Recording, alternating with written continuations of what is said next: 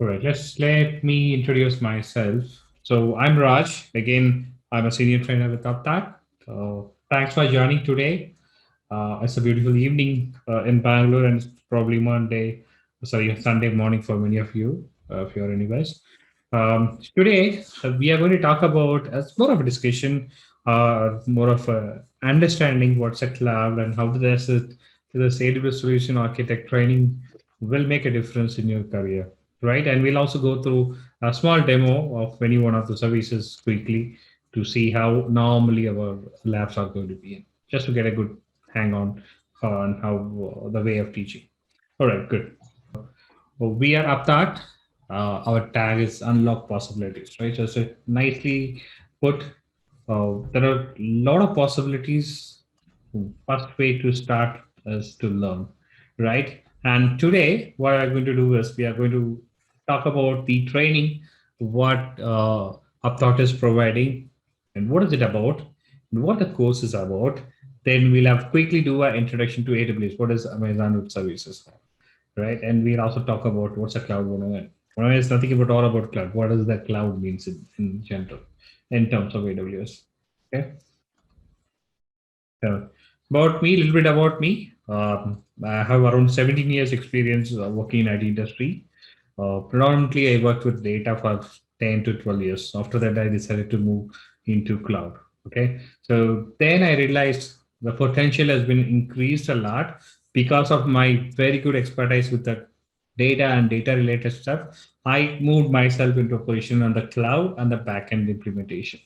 Okay, so there is a lot of things you can do in the cloud where I am specializing myself into AWS and the backend. That doesn't mean I'm not familiar with console and everything. I'm familiar with that too, but I'm very much specialized in database. So I've been working with real-time projects for almost 5 to 6 years. I've been doing trainings as well. So every time I learn, teach someone, or like when I take a new session, I keep on learning something new every day. So it is like that. The cloud is going to be a long journey, but a very interesting journey, very curious journey for you. But you'll learn a lot along the way once you start doing it. Okay. But to start with, right, you need to get into a position where you learn something about the cloud. You have a platform for people to come and interact, to learn in a quick start way, right? So I would say just a quick start of cloud. The best thing is to start with cloud practitioner if you are into management and others, but it's a simple one. But I would rather recommend that you can start with solution architect. Why? Because it also gives you the entire solutioning aspect of AWS. How do you enable solutions? It also gives you a working knowledge in AWS because any interviews you go nowadays, the basic course that what we are looking at is AWS Solution Architect Associate, right? We'll talk about a little bit more about the course here. Hope I'm audible. Please stop me if you think that you're not able to listen to me properly or if I'm really fast. Okay. What is the prerequisite? I would say none. There is no prerequisite, but it's good to know if you know Linux because we will use something called EC2 Elastic Compute Cloud, where you will normally end up creating Linux machines. So a basic Linux skills would be added advantage, and then any one programming knowledge, be it Java, .NET, or Node.js, or Python. If any one knowledge if you have, which is good to start on, or else what you have to do is you need to go and do that in parallel, right? At least you need one coding knowledge to be sufficient on self-sufficient on AWS. Otherwise, you need to ask someone else to do the coding for you, right? So then, who can take this training? Absolutely anyone can take a training, right? Nowadays in UK and US, especially in UK, you would have heard something called Restart, right? They are targeting people who have been with some other thing, been affected by this pandemic. They are trying to reskill them on the AWS. What means that anyone who has been a painter or plumber can come and take these courses and start working in cloud. That's very much possible. It's happening already, okay? So there has been a lot of trainings, even including AWS, focusing on those category skill set where people can come and without any prior experience on cloud and something still they can go ahead and start making a career out of it, okay? So it's a beginners, developers, architects. If you're a developer and if you're an architect, you can still do that. right? So I'm architect. When I started doing this, I'm architect. Okay, to be frank, when I started cloud, is for most 12 years. I'm already into level of architect, but I needed to be there on badly. And if you're a DevOps professional, so if you're a DevOps guy, right, so you are supporting a lot of application where you need to do a lot of deployment, manual deployments. Obviously, DevOps is the place, not only because there are good tools in here, but whatever tools that you use outside, like a Jenkins, any third-party tool that you use, you have option there in AWS as well. And many companies are moving towards cloud infrastructure. Obviously, you need to upskill yourself on the cloud first, right? Another important thing, the front end warriors, where you need to start migrating, deploying AWS solutions on the fly, right? You will be the one who's on the front end bearing the burnt of configuration, administration, developing, and everything, right? You need to be there on here. Okay.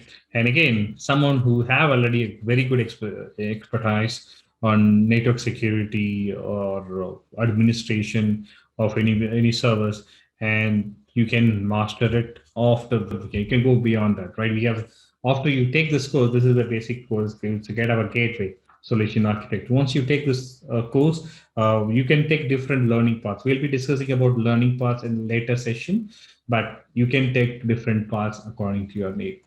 Okay, so what's the goal? So the goal is that you should be at the end of the course, right? You should be able to deploy dynamically scalable, highly available, fault tolerant on AWS. You'll be able to work the solution for a cost optimization as well, because we call them as like 4 or 5 pillars, they call it, right? And again, they will be able to migrate complex multi-tier applications, design and deploy the enterprise-wide scale application, and the cost control strategy, which I talked about. At the nutshell, you'll be a person who can tell how do I develop a solution using cloud for anything. Okay, so there are, again, as I said, how do I do it? It's different. So you have a couple of other learning paths which will help you to achieve that target goal, but a starting point would be after the cloud practitioner. Just to know about cloud practitioner is all about knowing AWS. So after that, this is the gateway to, getting into start working on AWS things. Any questions here you can ask me, unmute ask. I'll go to the next one. Okay. Yes, I have one question on this. The one you told, the prerequisite for the programming language. So the programming language, in the sense, you need an if you consider Java, do you need core Java knowledge will be enough, or you might need J2EE or advanced Java knowledge will be required for this? Yeah, simple JavaScript also will do. Okay, so basic Java knowledge will be enough, is it? Yeah, that's what I'm saying, right? A simple JavaScript, if you know the JavaScript, right, it's the basic knowledge, the client scripted you're writing, that's more than enough. So what I'm saying is you need to know the method of programming, that's it. Declare a variable, create a function, call the function from the main program. If you know that aspect, that you are good. And Python, if you can say, my suggestion is anyone who's even really not sure about where do I start, I don't have a program experience, I'll say go and learn Python. Okay. Why? Because it's so easy. It's the easiest one you will get in here. And Python is used everywhere now in ML, AI, and everywhere, right? So obviously, I would just say go ahead and start exploring Python if you are not familiar with any programming language. Okay. Okay. Thank you. Thank you.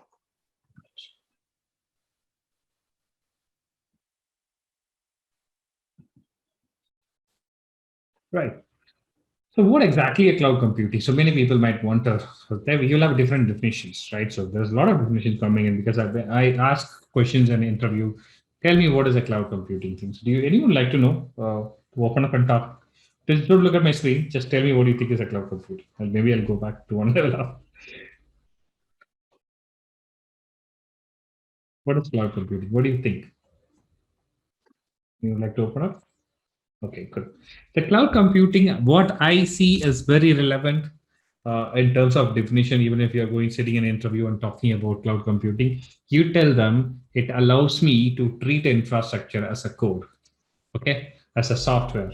So that's exactly is the very close definition if you ask me what is a cloud, okay? So imagine that 10 years back, I wanted to bring a server where I was using a MicroStrategy where I need to, install a big server. It took like 2 months time to configure and bring the server up and running. And then we realized the capacity what we planned is not going to work. Again, it took another 2 weeks to change the RAM and the processing power in that machine, right? It was like that when I started with my career. But right now, all these things you can do in 2 minutes time, right? In 2 minutes time, you'll be able to configure an entire server, and within 5 to 10 minutes, you'll be able to bring that up.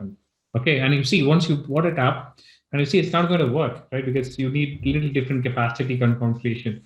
All you have to do is just destroy it in a minute, then recreate them again. Okay, so there is a lot of ways of doing it, but cloud computing enables you to stop thinking is at the infrastructure as a hardcore infrastructure where you have to provision all those things rather than just think about it as a software there which you need to install, right? So that's the closest definition I could think about myself. That's what cloud computing is all about. Again, cloud computing is again a computer, but it's not your computer, it's somebody else's computer. They provision everything and give it ready for you, right? So another way of funny way of putting it is it's somebody else's computer that you're renting it out for a while. Okay, so that's the cloud computing.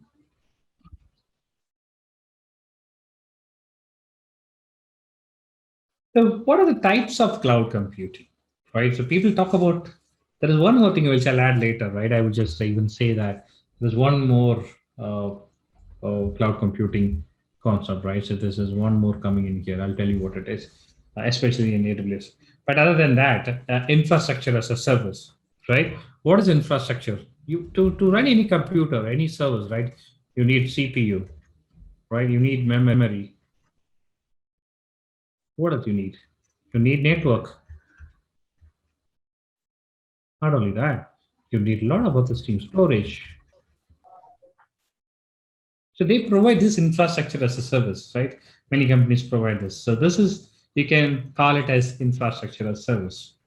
So it's a platform as a service, again, a PaaS, right? There's again another cloud computing model. What is the platform as a service? The platform can be something like you can start building on, right? So it can be like a platform to start running web server. I might need a Linux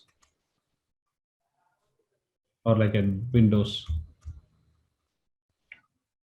Yeah, a Linux where I need a couple of more softwares installed and it should be ready for me to work, right? So this is nothing but your platform or service. So they give the entire platform, not only the infrastructure, right? So this doesn't mean there's no infrastructure. The platform always contains infrastructure, right? When I talk about platform, it always contains infrastructure in the backend, but then they also provide the softwares to run your service. That's as a platform as a service, okay? Then there is another thing called software as a service. So what is a software service? Look at the Snowflake, SAP. They are very famous software services, right? What they give the entire software as a service that you'll be able to go and implement things on your own. So think about Tableau Cloud.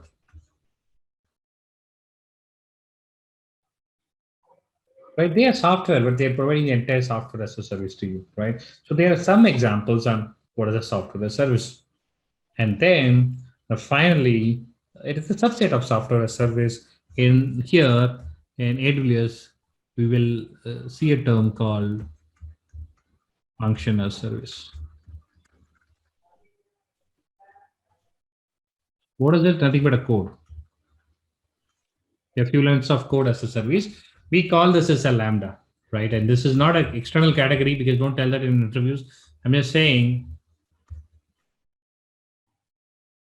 So this is another way of cloud computing. Now people started going into another level down. They provide an entire function as a service, right? You have 10 lines of code, can be executed whenever you want, and you pay only for that. Okay, so that's a function as service. But other than that, there are three major categories, which is IaaS, PaaS, and SaaS, right? Infrastructure as service, platform as service, and software as service. Oh, infrastructure as a service, right? So you think you know about data centers and data center previous lines, right? So when you go to a data center, you will ask for infrastructure where you will have to install the OS yourself, right? Imagine that getting a laptop as a blank where you need to install Windows or Linux, yourself, then you have to install your application and these things, right? The data centers normally works in, if you're working in a big enterprises, what you have to do is you have to create a data center request to provide a computer or like a server with 4 CPUs and 32 GB RAM with 1 TB storage. That's how you'll request. That request will be provided, and you'll be provided access and others. And then you can decide which OS that you want to run on top of it. So that's the infrastructure as service. Simply, they'll give us only the machines. They will not give any software for you. That is entirely on you, that you can go and install anything that you would like on those infrastructure. Again, it's the same thing which you just say, right? Just it's given in text. Whatever you've seen here is given as AWS text, right? As you could see, it's a building blocks for the cloud IT. It typically provides access to networking features, computers, CPU. This is storage. I just talked about that. Platform as a service. If you could just see it here, it says usually hardware and the operating system. That's what's platform as a service. And third one is a software service. If you look at this one, you can see end user application like a web-based email, like a Gmail, Yahoo. They are kind of software services. Okay, so this is your definition of it, which I exactly explained in the previous slide. Okay, I'm going to skip this one, but it's just whatever I explained over here is given here as a text. Okay. Again, we come to the big part of the benefits of cloud computing. Benefits for the company, benefit as a developer. We'll talk about benefits as a learner, right? We'll come back to that point. But this is in terms of your project, your company, your aspect of implementation, all those things, right? So few of it, like they use the terms like, trade, capital expense for variable expense, very different terms. Maybe sometimes people may not understand is what it is. So if you're buying a machine, I have to pay like $100 up front, right? I need a server normally that in data center, I'll just have to pay $100 to purchase the machine. Then I'll use it. Right here, every month you use the machine. If you see, like if you're paying $10, you pay that only, right? It's a variable expense. And next month I might just use it a little more and I'll pay like $20.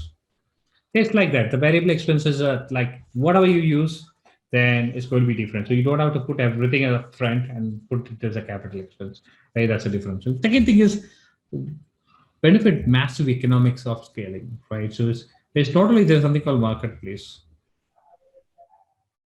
right? So the cloud technologies are expanding, scaling up enormously. Every quarter there are some new services coming up, and you don't have to stick to one service or one version of the software where you have to end up paying a lot but still not getting any upgrades soon, right? You can choose. You can run a server. You can just destroy the server, recreate the entire thing in 5 to 10 minutes again, and use the different technologies, right? It is very much possible. That's what we say, benefit from massive economics of scale. Okay, stop guessing about capacity. I gave an example earlier when I said, when I started my career, we took like 2 months time to bring up a server. 2 months. That's the less time in case, right? Everything goes right, we'll get a server in 2 months time. But here, sometimes you get it in 2 minutes time. That's it. That's the difference, right? You don't have to worry about capacity. You create with the minimum capacity what you need. You scale up whenever you need. We'll talk about scaling again down the line. What I'm saying is you don't have to worry about how much processing power I need, how much storage I need, how much memory I need. You just give a minimum thing one, then you see how it goes based so that you can increase. Again, we are working on SAFe, right? Scale agile or agile. Fair. So this is a method we do. Every 2 weeks, there is a sprint. Infrastructure also, every 2 weeks, there is a sprint. You bring up a server, you test them, do a performance testing. If you don't feel that's good, you destroy that and recreate and do that. There's an increase in speed and agility. The ability to bring the infrastructure within 10 minutes allows you to do a lot of things differently. Okay, so that's what it is. It increases the entire solutioning speed and agility as well, and focus on what it matters. So as you said, this rightly pointed out here, you monitor and control, right? You look at what are the differences, the errors, the performance, then you monitor them properly and take the appropriate actions. Okay, and go global in minutes, right? So we have so something like a cloud formation, which everything is predefined for you. All you have to do is just start running that. Your entire application will be up and running within 10 to 15 minutes time for a simple application I'm talking about. Okay. So that is what it is. So this is the basic benefits of cloud computing. We'll have one more slide again coming up later, which also talk about the benefits. Why I'm saying is you need to understand how does it make different when I start working with cloud. Okay. So three different deployment models. A cloud, hybrid, on-premise. Like how it is different. So in cloud, everything will be inside your cloud, right? The cloud is nothing but a virtual environment, right? So all your servers, application, everything there will be on the cloud itself. But here, as you say in hybrid, right? There are there's a web server in the cloud and there's a DB server in the on-premise. So they interact with each other and then we provide a solution out of it, right? Then there is something called a private cloud. Your private cloud, which is nothing but works like an on-premise. All your servers are there in on-premise, but you control everything from a cloud. Okay, so there are three deployment models where you place all these resources. We call anything what we create cloud on resources. So where you place all those machines or servers or your storage depends on that. We call them as a different cloud computing models. So one question I have before the previous slide, if you go back to previous slide, right? Yeah. So on the private cloud and the hybrid. So the first one you talk about is global. So will that other two also works on the global? So what do you mean by global? Means you said the first one you said, right? It works across the global, accessibly from global. I mean, all three of us is accessible through cloud. Why? Because as you see, right, in the hybrid also we use a cloud. In private cloud also we use this. This is a cloud deployment model. Means that cloud is accessible across globe. But how do you deploy? Where do you run the services? It makes difference. Okay. There are differences. Okay, for example, if I host everything on the cloud, right, I have different region. We call them as region. We can close it. It will be really fast. And in case of here, when you host everything in on-premise, all the requests will be accessible via cloud. Means it can be accessible in the globe, but all the requests will be routed to your data center, which it could be in Houston or in Bangalore. The traffic time matters, right? The latency matters. But all the requests has to come into one single place, then you have to start providing responses. That will make a lot of differences. Yes. Okay, a quick introduction to AWS. We just talked about cloud. We are not really talked about AWS so far, right? Although my entire conversation is rolls around AWS. We have cloud like a Google Cloud. We have like an Intel. We have Oracle Cloud. We have Azure Cloud. Like a lot of clouds, right? So far we just talked about generic terms. So whatever we talked about so far is about it's applicable to all the cloud technologies. Here, introduction to AWS is the services provided by Amazon. Everyone knows how it works, right? They provide a building blocks. What is a building block, right? You know, like your kids might be playing. My kids loves Lego blocks, right? So you've got a small block with different sizes, and they are for a different purpose, and you have a different way of connecting them together, right? So you put another block on top of it, then so you put another block here. If here you build a solution out of it, right? So each of the blocks are nothing but services offered by Amazon, right? Well, they can be used separately. You can use separately if it matters, but that's why they call as a building blocks, right? They provided across 23 categories, right? And they provide 1,000+ services. I don't have a list of all of it, right? They provide 1,000 lists of services and across 23 different categories. We'll talk about it, but it is important to see how to use it, how to use these building blocks to build a solution out of it, right? So that's Amazon for you. Here, just go to next one. Introduction to AWS. Again, to continue, right? It provides you a broad set of global cloud-based products. It provides you on-demand access for those basic services for anything you need: compute, storage, network, and database, right? offers flexibility to do many things and pay only for individual services that you use, and they work together like in building block. They talk about building blocks everywhere. It's nothing but your Lego blocks. You build everything together, you make a solution out of it. That's it. Okay. So that's the key definitions what they talk about. Okay. So some use cases. So what do you see here is nothing but your AWS and some applications. What all I can do in AWS? Some example, not all of it. There's a lot more to it, but just think about it in a basic sense. To host a website, you can use AWS and S3 for a dynamic and EC2 for a EC2 for a dynamic and S3 for a static website hosting. I'm sorry, my fault. Media sharing, mobile and social applications, your content delivery and media distribution, the storage, backup, disaster recovery. Just for a storage, you can use cloud without anything else. Just for storage, you can use it, right? Computing, search engine, social networking. Take anything. So you have a use case there in cloud for you now. Okay.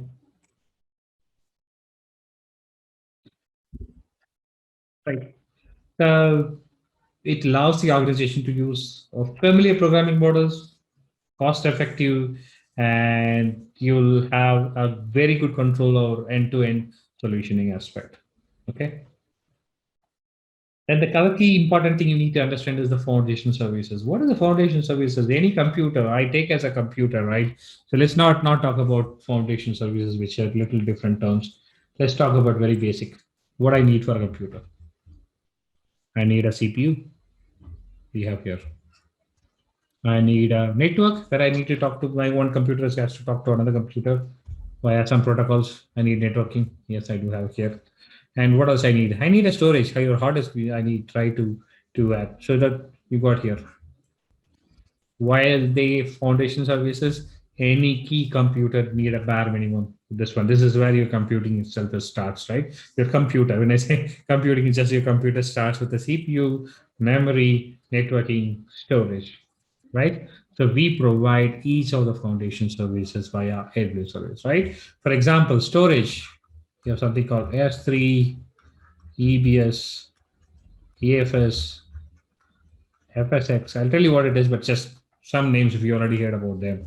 So here, compute.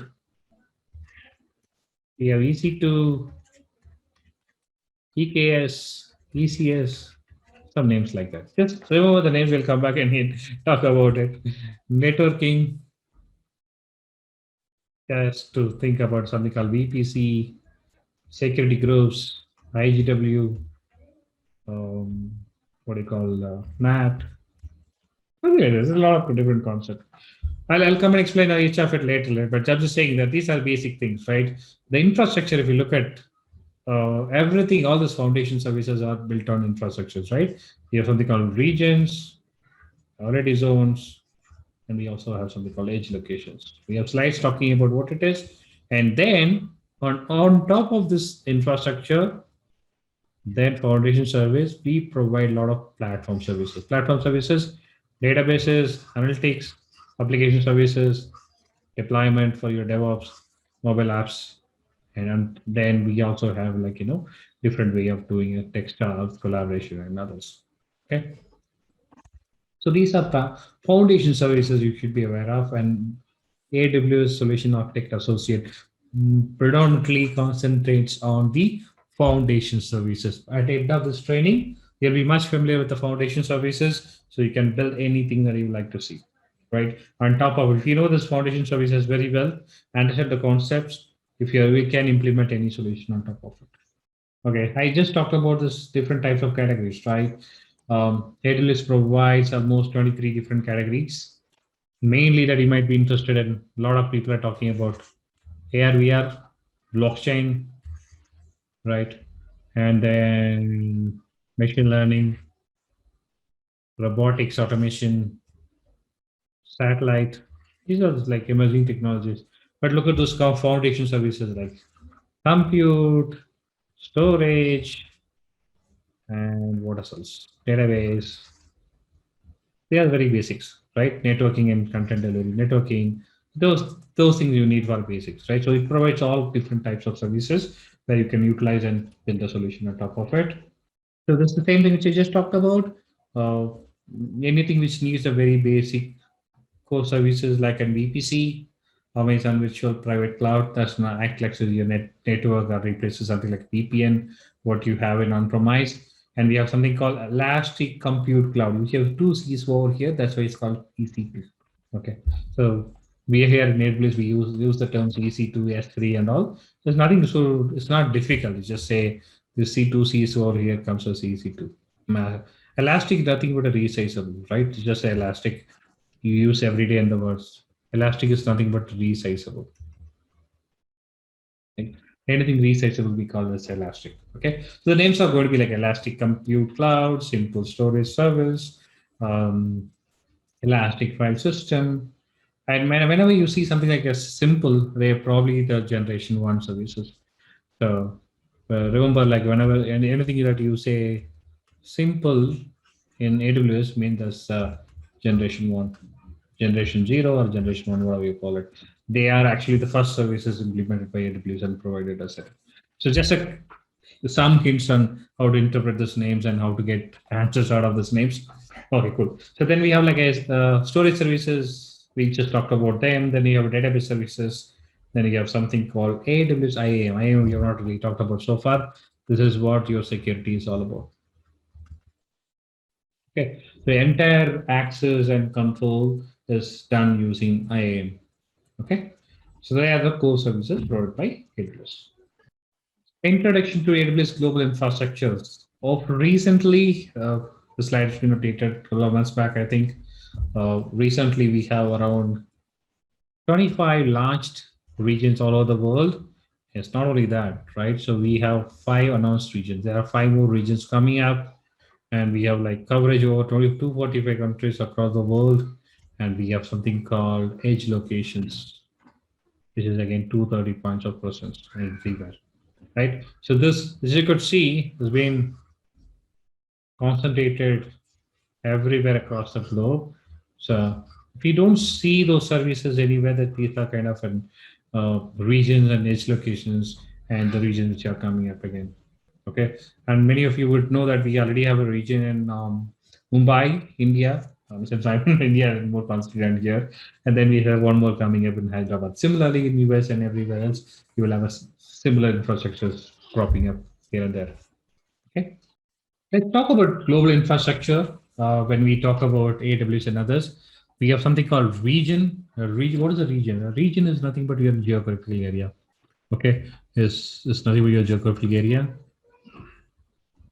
Yeah, so we have data replication across the region to give you high availability. So each region is like normally starts with something like, US East 1, East 2, something like that. These are the names typically for a US thing. So mine is like AP, sorry, did I get over here?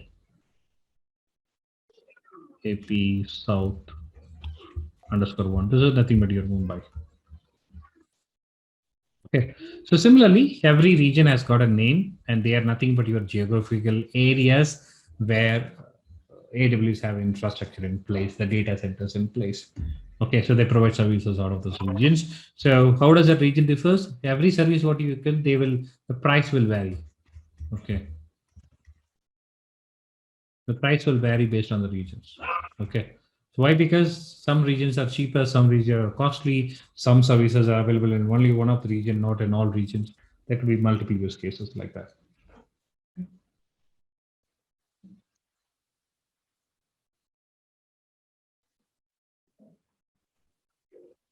Selecting a region also, people have to decide based on different reasons. So many of the countries have mandated that there are certain data governance and legal requirements that you need to talk about. If you are in healthcare insurance, that you would have heard about something like a HIPAA. If you're in EMEA, that you'll hear something like a GDPR, right? But there are differences. So if you're in California, CC and anything. So there are different legal governance policies simply has to be implemented whenever you host something. That's one of the reasons why people host something for a particular region, because you can see all the data servers in EMEA will be lying within that EMEA region. Okay, so that's the reason why they have regions as well separately. But the another important aspect to choosing a region is about latency. Latency is like how soon I can get the data. So how can you can deliver the content to people, right? So that's the proximity to customers. There's nothing but your latency. And then, as I just talked about, right? Not all services are not available anywhere. So you need to talk about services X, Y, Z in this particular region. And then, as again, cost. This is again an important factor. There are services which are cheaper in another region. You go and choose over there. Okay. We also always make a trade-off based on these factors. Sometimes you have to worry about cost, so you go for a region where the costs are a little cheaper. Sometimes you have to go to a region where the proximity, the latency going higher. So if we are in US, then you will go for a US region. Sometimes you have to look at the data governance, legal requirement, and choose a region based on that. So each of the region have something called availability zones. Okay, availability zones is nothing but your isolated partition of the AWS infrastructure, right? And they normally contain from 3 to 6 availability zones on each of the regions. Okay, so they normally use names like something like you could see here as US 1 year, right? So that's how they use it. So they will go with the names like in the region, then A, B, C, D, E, F. There could be a 3 availability zones to 6 availability zones. What they are being used is that you can use it for high availability. Means that you can replicate the entire settings, entire data resources across these availability zones. Even if one of the availability zone has gone down, then another 2 will still work. So your application still will run. So each of the availability zones will have something called data centers, right? The data center concept of data center comes after the availability zones. As you could see, so each of the availability zones will have 2 or 3 data centers, and each of the data centers typically contains around 50,000 to 80,000 physical servers, the racks, what we call it, and they are secure and they are kept as a secret. Right? Nobody knows where these data centers are hosted. Nobody have that expertise who are being outside like me, right? People who's working on the top, of course, will know where it is. But many of these places, these data centers are highly confidential because of any attack that they plan, right? So they keep it as very secret. You will not know where they are hosted. All right, then. Let's go to the next one.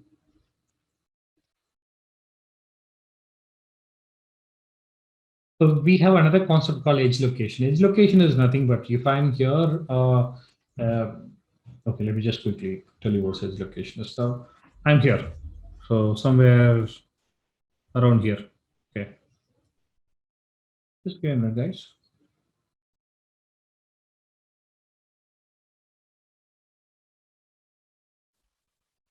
All right, see here. I'm standing here somewhere here, right? I'm accessing your website. So since I'm in Africa, what I did is like I have to go and fetch this video from here, all the data here. So yeah. So I request a file of like 1 GB file, right? It took like around 5 minutes. But what they do is they have something called edge locations. Okay, even if you don't have any regions as such, right? You have edge locations here. You see, this edge location is near to me. So what will happen is when I request a data from anywhere, the data actually replicated across to my nearest edge location. So when I request these access of 5 GB data from any one of this is not a region, they are like say edge locations. They will be replicated across these edge locations. Whenever I request for the data, it will go and find what is my closest edge location where I can get it.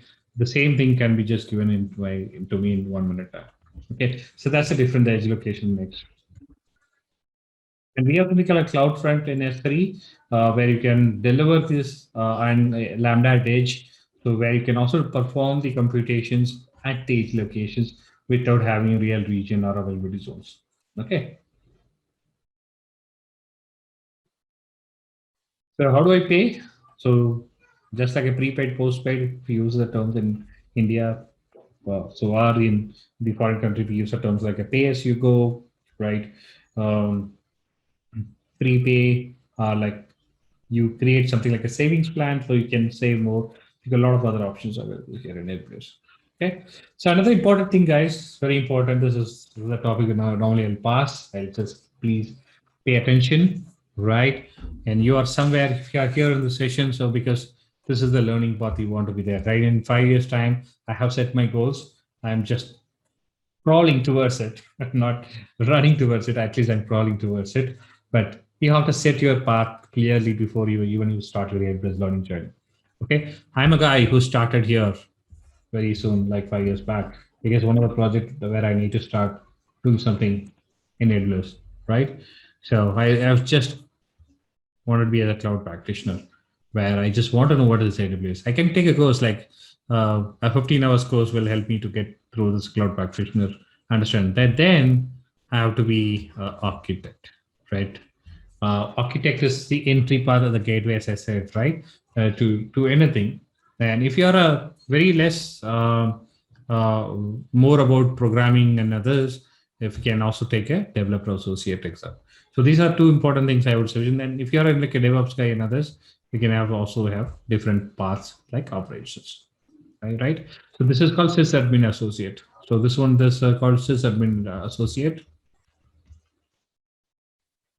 And this is like a developer associate, and this is the architect associate. Different exams that you can take. So once you complete any one of it, but my recommendation always going to be this, because even in 5-6 years down the line, even if you take developer associate, and then you need to have a basic understanding how do you create solution out of it. That's why we say architect solution associate is the mandated or like most sought certification from interviewers. All right. So once you have this basic things, right? The next I have to go to the next level, right? So I have to jump into the next level. So what is the next level? I can go for professional certification, AWS Architect Professional, and then you can go for a DevOps Professional. The professional certificates are one level advanced certificate based compared to your associate levels, right? Then I can also choose to be a specialty path. If I'm a data guy, as I said, right? I'm a guy who's been with 10 years of experience, which I took a certified AWS specialty because I want to specialize myself in data. And if you're a guy who's been working in networking, you can take advanced networking. And if you're a guy who's been working in security, you can take advanced security. You can specialize yourself, or you can also take a path from here, which is like a professional. You got a same here, you got DevOps, and here you have something like an DevOps professional. So then we have another solution paths, which is very specific to the target solution what you are creating, something like a machine learning, artificial intelligence, media services, and storage. You can also take those solution paths and proceed further. Any question? I'll stop here for a minute for question because some people might have different perspective on how I'm going to progress in the AWS cloud.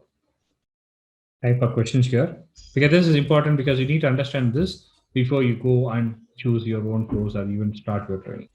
Cool. There's no question. I'll go to the next one. Thank you. Okay, let's see where we are there. We're almost coming to 5 minutes late, but I'm just going to quickly browse through it. I'm coming to the end of it, right? This is what I said.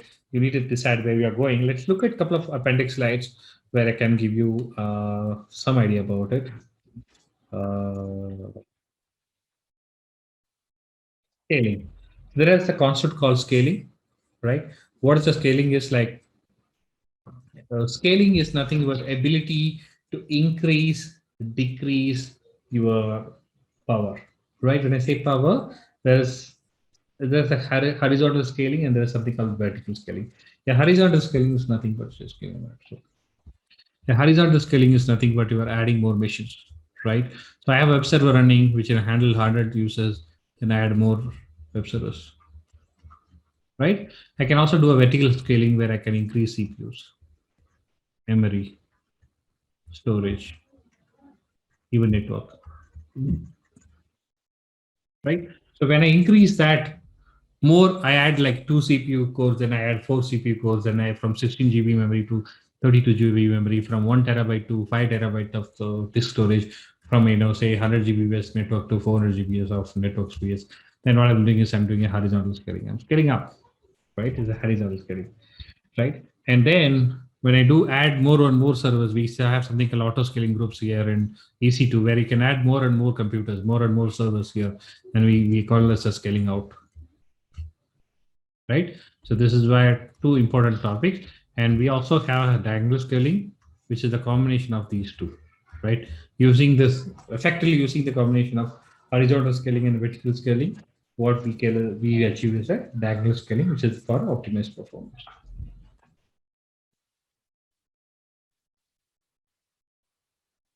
So this is a common concept across cloud, not only in AWS. Okay. And another important thing is we have something called AWS pricing calculator. AWS pricing calculator will allow you to choose your services, and how to do it. Okay. And quick way of, since I have 5 minutes, I'm just running late of 5 minutes time, but just bear with me. I'll just show you how easy to create a computer, right? So this is my AWS console. We'll come back and discuss details later. I just want a computer. Right now, I'm going to create a computer as server in this case, right? I go to something called EC2 console, Elastic Cloud, so compute cloud, right? EC2. I click on here. I'm going to do very basic things. I'm going to click on something called launch instance. Follow me clearly because it's going to be very quick. I'm just saying launch instance. When I say launch instance, it's asked me to choose a OS, operating system and software. So I'm going to choose this default Linux 2. This is nothing but your Unix version provided by Amazon. It's a Unix version provided by Amazon. Then I choose the Intel instance type. What is the instance type? There is something like a T2 micro, which says one CPU, right? It says one CPU, which is vCPU is nothing but a virtual CPU, right? The machine with one CPU, 1 GB memory, the RAM, right? And I want a storage. The storage is nothing but called EBS. Storage is your disk drive, your C drive or your root drive in your Linux machine. Okay. Then I say network performance low to moderate, IPv6 support, yes. Then I just click on review and launch. Nothing else I'm doing, right? So only 2 steps. I choose my operating system, the platform. Then I choose my type of my machine, which contains the detail. Like they group different machines will have different sizes. For example, if you look at this, they got this machine XL have 8 CPUs and 32 GB memory. But this is a free tier, so I'm going to use this one for now. I click on review and launch. Nothing else I did, right? Simple. There is something called a keypad. I'll come back to that later, but just the keypad is used to log into the machine once you create it. That's it. I have my server up and running. It is as simple as that. As I said, within 2 minutes, you can have your server up and running. Okay. So you could see I'm running a machine, a Paka computer with an operating system with infrastructure attached. Infrastructure is nothing but it's got one virtual CPU. Okay. Let me just click on this and I'll show you. So you see when I show it here. Right. This is the computer which is have a Linux platform, right? And then you can see it's got a storage here of a size 8 GB attaching, just attaching storage right now as we speak about, but it's got a root volume of thing, right? And it's also got a memory attached to it.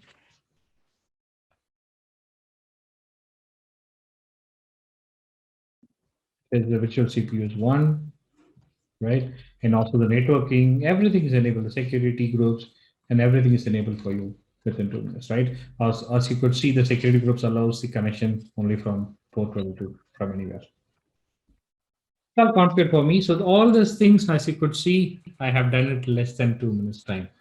So that's easy too for you. You can create an instance in 2 minutes time, but when I start creating, there is a lot more options when we sit together, right? So if you look at too close, I just did step 1 and 2, then I just review and launch.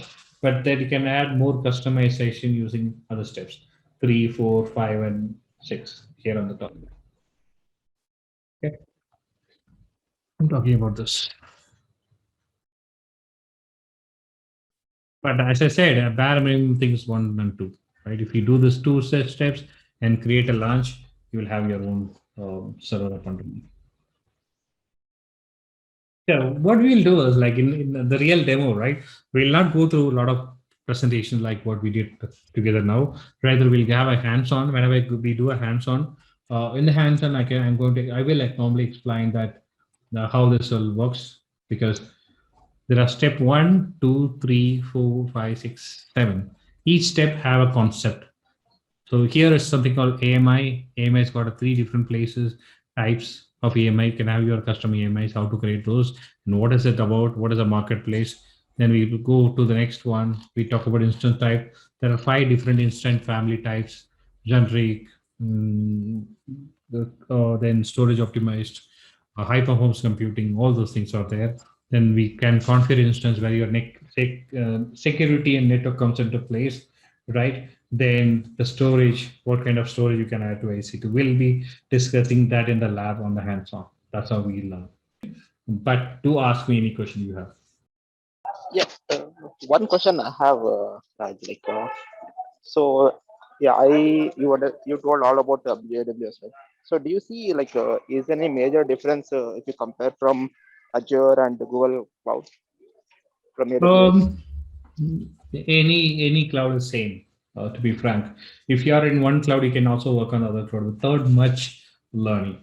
Okay, so it's all about what is the requirement and who's the leading. AWS is the leader in cloud, right? Followed by Azure, and then Google. And there are Yes. other people are really catching up, but it is recommended that AWS is already got enormous market share. They keep on improving. And if you could remember, 2020, they released services which are far ahead from their competitors. Okay, they took the challenge to one level up. Although everyone is trying to catch up, but that's the difference, right? AWS is a market leader where other cloud providers are still trying to catch up to the level of service what AWS provides. And AWS is a little bit costly if it comes right now compared to the services because they have a great infrastructure, they have a very good services, innovative services provided by them. But you will see the same thing is there everywhere. Machine learning, artificial intelligence, and it's based on the use case. If I'm running a lot of SQL Server, SSIS packages, MSBI stack, then I'll probably prefer Azure because the lift and shift is easy. They have a concept called lift and shift. Means that whatever you run on-premise, just take it and place it in cloud, right? So difference are that your cloud strategy might differ, but same concept everywhere. The way that you work with compute, the way you work with infrastructure as a code, so it's all same. Okay, thanks, Raj. Thanks for it.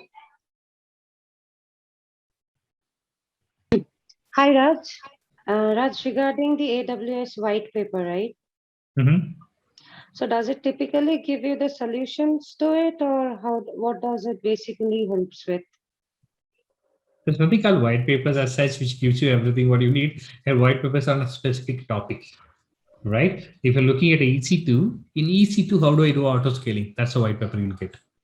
Okay, and you will not get any white paper which will tell you how to implement solution except the trainings or the training modules what you'll get. Okay, the white papers are very specific in detail technical white papers where they talk about a certain type of service. In that service, how do we implement? That's what they'll talk about. And we have something called well architect framework. The well architect framework is AWS feature which allows you to provide a well architect framework. Yeah, a framework which is sufficient considering your performance, availability, cost, and everything, right? And they provide a reference architecture models. AWS do provide that. If you just search for a documentation, reference architecture, you'll see a lot of diagrams and a lot of examples on how they implement solutions across the globe for different use cases. And you can just take a cue from that reference architecture and you can implement your own solution. And we also have something called stacks, the cloud formation stacks. They're ready-made solution available for you. You can just start running them, then you can customize that also. It's all there. Right, got it. All right, thank you. Okay, so I hope you guys know our website as well, right? UpTaught.com. If you go there, search for AWS Solution Architect. You've got a course curriculum given over here, so that's what roughly we'll follow. But the course curriculum, whatever I'm going to take, is going to be in 2 aspects. Aspect number 1, to understand the cloud, to be able to work independently on the cloud, to as a self-starter, the quick starter. The object number 2, to take exams, right? You are supposed to apply for a AWS Solution Architect Associate exam, and most of this learning will be associated to the exam content as well. Okay, that's how it's going to be. All right. I can take one more question if anyone have. Please raise your hand or mute and talk. Otherwise, we'll end up for the day.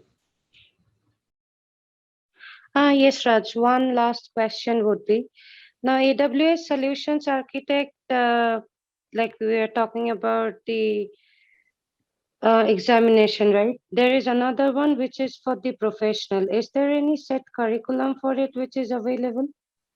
For professional? Right. So AWS provides a lot of guidance, right? Professional is an extreme tough exam, if you ask me. They will talk about different possibilities. The question itself is difficult there. There are curriculum given by AWS itself. It's not only as AWS, if you just go to AWS certification, you can download the exam guide. The guide will talk about different aspect of it.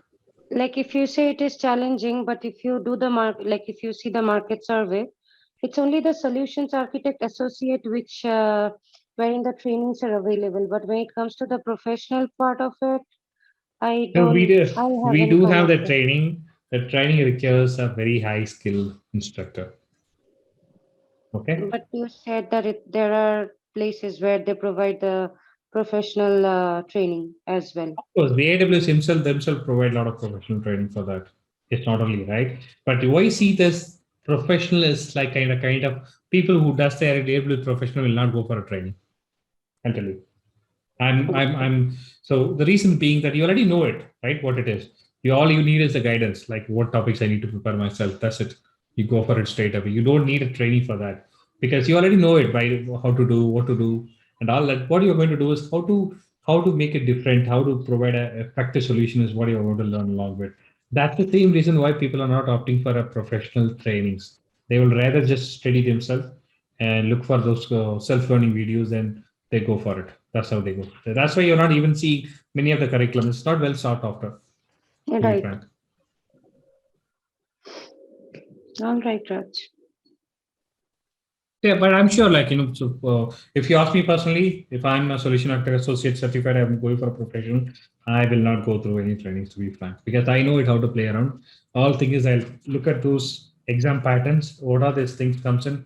Probably some dumb question terms, right? Exam terms I'll buy, then I'll play around myself. Right. Yeah. But you need solution architect associate as a very basic level, right? You need someone to show you how to do it. That's easier to learn. Right. That's the reason. All right, then. So I'm going to wrap it up because as I'm most like take another 2-3 minutes extra. Still fine. Thanks for joining. Thanks for giving your time today. I wish to speak to you everyone again. Until then, bye-bye.